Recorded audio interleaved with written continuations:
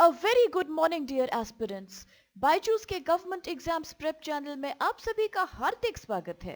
दोस्तों, इस वीडियो में हम चर्चा करेंगे this day in history segment की, जिसके बारे में आप जानते ही हैं। एक ऐसा सेगमेंट है जहां हम लेके आते हैं इतिहास के कुछ ऐसे जरूरी फैक्ट्स और घटनाएं जो आपकी सभी आगामी गवर्नमेंट परीक्षाओं के पॉइंट ऑफ व्यू से बहुत ही ज्यादा हेल्पफुल हैं। अपार्ट फ्रॉम दैट, सेशन के एंड में we will also share with you some important questions जो कि आज के तमाम फैक्ट्स पे बेस्ड होंगे। आप अवश्य ही फ्रेंड्स इन सभी क्वेश्चंस को अटेम्प्ट करने का प्रयास कीजिए और इनके उत्तर हमारे साथ कमेंट सेक्शन में जरूर शेयर कीजिएगा, क्योंकि इनकी प्रैक्टिस से भी आपको एग्जाम्स में बेहद लाभ मिलेगा। तो आइए इसके साथ अब शुरुआत करते हैं 15 फरवरी 15 फरवरी अर्थात आज के दिनांक से जुड़े हमारे सभी आवश्यक हिस्टोरिकल फैक्ट्स की। सबसे पहला फैक्ट यहां संबंधित है 1869 वर्ष से, when famous Urdu poet Mirza Ghalib passed away, अर्थात उर्दू के प्रसिद्ध कवि मिर्जा गालिब का निधन हो गया था। प्रसिद्ध भारतीय उर्दू भाषा के कवि मिर्जा आजादुल्लाह बेग खान, जो गालिब के नाम से अधिकतर प्रसिद्ध थे, उनका आज ही के दिन निधन हो गया था। वर्ष 1850 में एम्परर बहादुर शाह जफर टू ने उनको ऑनरिफिक टाइटल दिया था Dabir ul Mulk. The emperor also added to it an additional title of Najm ud Daula. उनको मुगल कोर्ट के रॉयल हिस्टोरियन के रूप में भी एम्परर द्वारा नियुक्त किया गया था।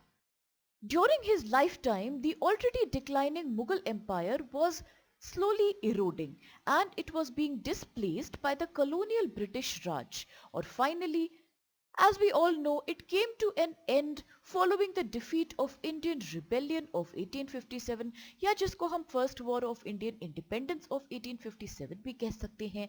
तो इन सभी इवेंट्स का मिर्जा गालिब ने अपनी लेखनी में एक विशिष्ट वर्णन किया। He portrayed the situation of society and political atmosphere of the country in his poems and writings. Ghalib ने पारस अरबी लिपि में लिखा, जिसका उपयोग आधुनिक उर्दू को लिखने के लिए भी किया जाता है। And his life is now the subject of hundreds of plays regularly performed across north India and Pakistan. इनका निधन 15 फरवरी 1869 को पुरानी दिल्ली में हुआ, एक स्थल पे जिसको अब गालिब की हवेली का नाम दे दिया गया है। And it has been turned as the Ghalib memorial which houses a permanent Ghalib exhibition. आज गालिब न केवल भारतीय उपमहाद्वीप में बल्कि विश्व भर में हिंदुस्तानी प्रवासियों में भी बेहद लोकप्रिय हैं। और अब आइए देखते हैं फ्रेंड्स आज का अगला fact, which is associated with 1924 when famous Indian artist K G. Subramanyan was born, अर्थात प्रसिद्ध भारतीय कलाकार के.जी. सुब्रमण्यन का जन्म हुआ था। के.जी. सुब्रमण्यन एक विश्व प्रसिद्ध भारतीय कलाकार थे।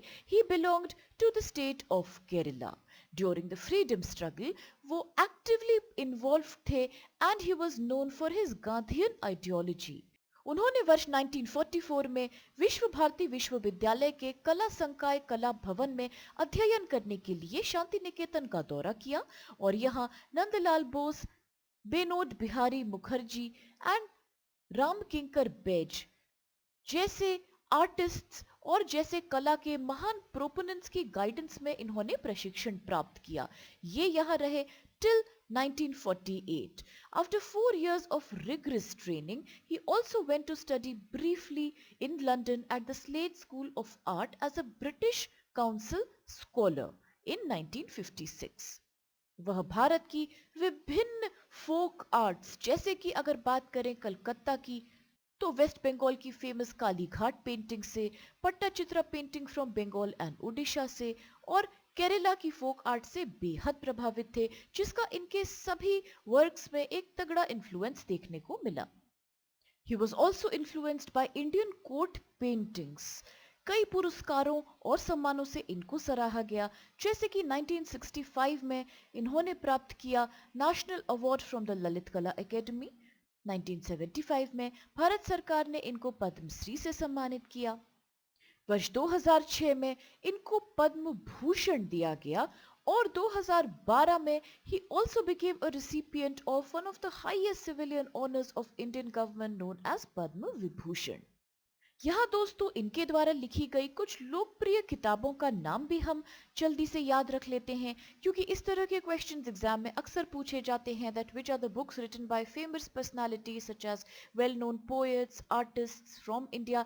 तो इनके द्वारा लिखी गई कुछ विशेष किताबें हैं the living tradition, perspectives on modern art and the creative circuit. यहाँ ये भी जल्दी से चर्चा कर लेते हैं कि ललित कला एकेडमी की अगर हमने अभी अभी बात की तो फिर कहाँ स्थित है ललित कला एकेडमी? तो मुख्यालय इसके नई दिल्ली में स्थित है। और कब करी गई थी इसकी स्थापना? तो इसकी स्थापना करी गई थी वर्ष 1954 में, आप जरूर याद रखिए ये वर्ष। और it was created by the government of India for the reason to promote and propagate understanding in Indian art in and outside the country. तो आइए इसके बाद अब देखते हैं कौन सा फैक्ट अगला है, और ये संबंधित है 1948 के साथ, when famous Hindi poet Subhadra Kumari Chauhan passed away, अर्थात प्रसिद्ध हिंदी कवि सुभद्रा कुमारी चौहान का निधन हो गया था।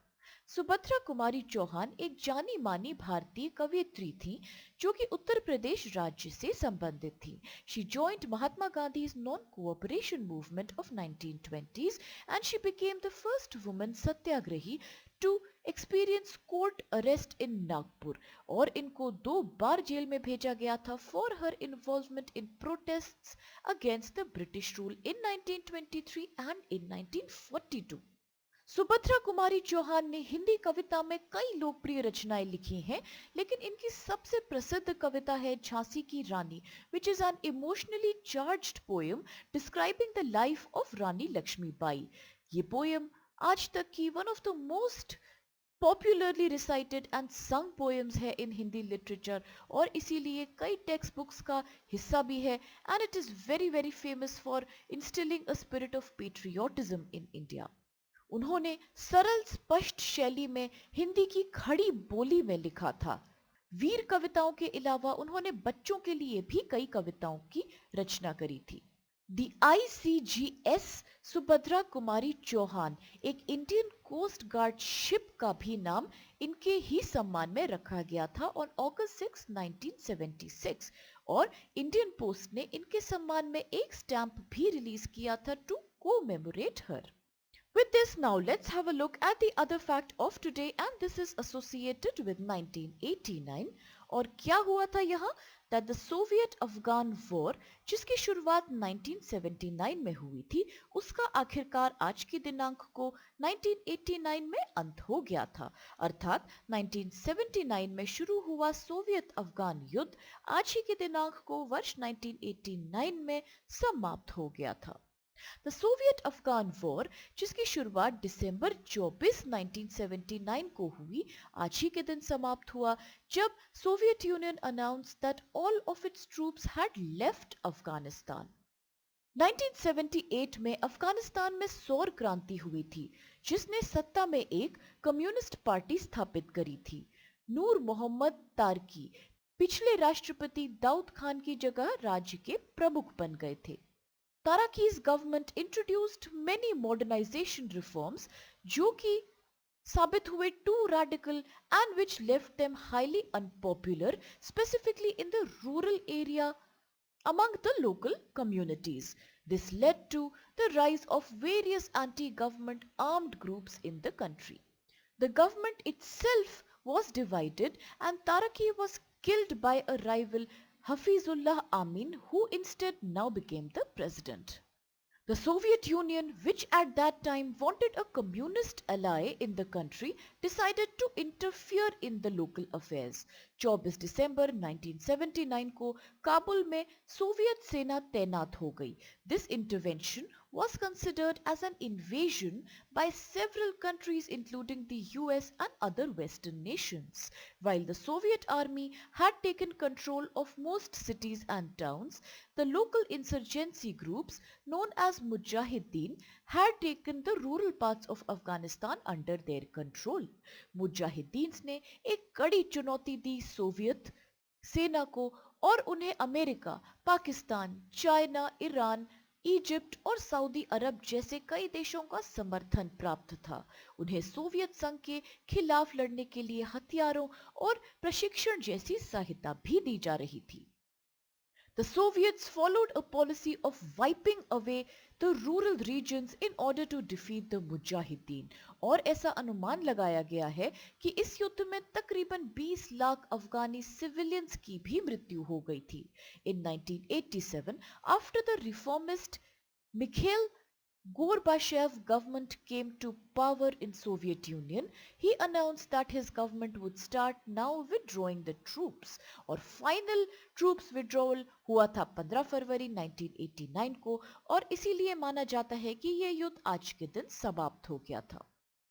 तो आइए अब देखते हैं फ्रेंड्स कि फिर कौन से क्वेश्चंस आज हमारे सामने हैं। And the very first question here is which Mughal emperor had given the title of Dabir ul Mulk to Mirza Ghalib? किस मुगल सम्राट ने मिर्जा गालिब को दबीर उल मुल्क की उपाधि दी थी? ऑप्शंस आपके सामने हैं। ए बहादुर शाह जफर दो, बी बहादुर शाह, सी जलंधर शाह या फिर डी शाहजहां द्वितीय। The next question is who is the author of The Living Tradition, Perspectives on Modern Indian Art, अर्थात The Living Tradition, Perspectives on Modern Indian Arts नाम की पुस्तक के लेखक का नाम आपने बताना है।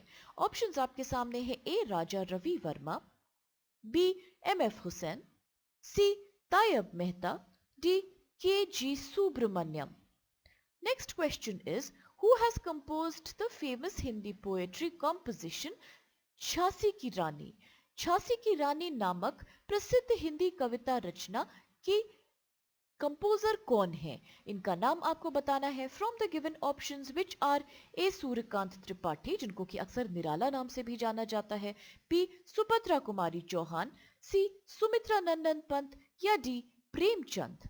The next question is in which year was the Lalit Kala Academy established by the Indian government? अर्थात किस वर्ष में भारत सरकार ने ललित कला एकेडमी की स्थापना करी थी, जिसके बारे में हमने अभी अभी चर्चा की थी कि किस प्रकार it is a body which promotes Indian art and it is situated in New Delhi। तो जल्दी से आप हमें बताइए कि कब हुई थी इसकी स्थापना? Was it A 1955 or was it B 1954? C 1953 या D 1956? अगला सवाल है from which state is the Kalighat painting associated? Kalighat चित्रकला one of the very famous Indian folk arts is associated with which state? किस राज्य से है यह संबंधित? ऑप्शन है। A Odisha, B Maharashtra, C Paschim Bengal या डी पंजाब।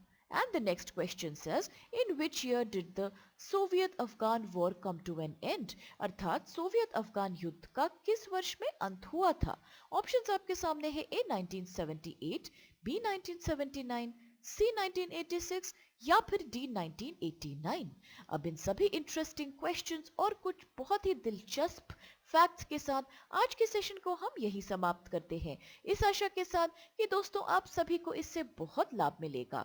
अगर आपको सेशन पसंद आए तो प्लीज फ्रेंड्स चैनल को लाइक, शेयर और सब्सक्राइब आप लोग अवश्य कीजिए और अपने सभी फ्रेंड्स के साथ भी इसे जरूर शेयर कीजिएगा। With this, thank you so much to all of you for having been a part of today's session with us.